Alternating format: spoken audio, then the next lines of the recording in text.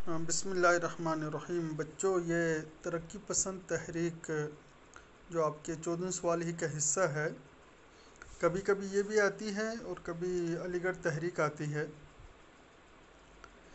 تو آپ کی سکرین شاٹ پہ جو آپ کے سامنے جو ہے وہ یہ ہے کہ ترقی پسند تحریک اردو ادب کی ایک مقبول ترین تحریک ہے۔ اردو ادب میں ترقی پسند تحریک ان ہندوستانی نوجوانوں نے شروع کی جو 20ویں صدی کی چوتھی دہائی 1930 تا 1940 میں لندن میں تعلیم حاصل کر رہے تھے۔ یہ نوجوان سوشلزم سے بہت زیادہ متاثر تھے۔ انہیں سرمایہ دارانہ نظام سے نفرت اور مارکسی نظام سے گہری دلچسپی تھی۔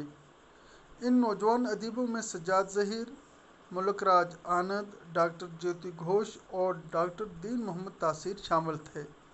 ترقی پسند تحریک کی ابتدا 1935 میں لندن میں ہوئی۔ یہ تحریک بہت جلد ہندوستان میں مقبول ہو گئی۔ پنڈت جواہر لال نہرو اور مولوی عبدالحق نے اس تحریک کی حمایت کی۔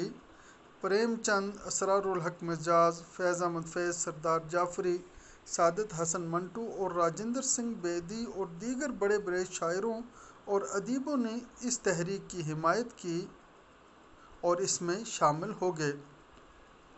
1936 میں ترقی پسند تحریک کی پہلی کل ہند کانفرنس لکھنؤ میں منعقد ہوئی۔ پریم چند نے اس کانفرنس کی صدارت کی اور خطبہ صدارت پیش کیا۔ انہوں نے اپنے خطبہ صدارت میں کہا کہ ہمیں حسن کا معیار تبدیل کرنا ہوگا، اور نمبر 2 یہ بات کہی کہ اردو زبان میں علم و حکمت کے مسائل بھی ادا کیے جائیں۔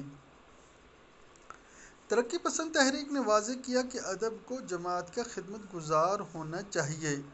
شاعروں اور ادیبوں کو ظالم و مظلوم کی جنگ میں غیر جانبدار نہیں رہنا چاہیے۔ ادب میں بھوک، غربت، سماجی پستی اور سیاسی غلامی جیسے مسائل اجاگر کیے جانے چاہئیں۔ ادب کو سماج اور معاشرے کا ترجمان ہونا چاہیے۔ ادب کو آزادی اور جمہوریت کا علمبردار ہونا چاہیے۔ ترقی پسند تحریک کے اردو ادب پر گہرے اثرات مرتب ہوئے۔ شاعری، افسانہ نگاری، ناول نگاری، ڈرامہ اور طنز و مزاح میں ترقی پسند خیالات ظاہر کیے گئے۔ ترقی پسند تحریک کی خامیاں بھی نظر انداز نہیں کی جا سکتیں۔ اس تحریک نے موضوع اور مواد کو ہی سب کچھ سمجھا۔ اکثر ترقی پسند ادیب سوشلزم کا پرچار کرنے لگے۔ رفتہ رفتہ یہ تحریک نعرہ بازی اور پروپیگنڈا بن گئی۔